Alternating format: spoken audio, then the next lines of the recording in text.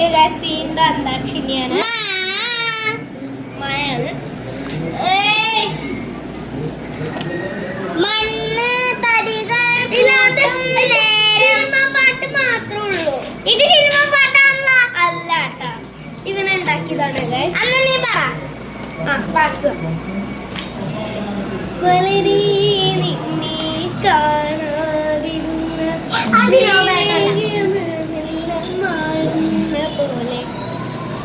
മണ്ണ പോലെ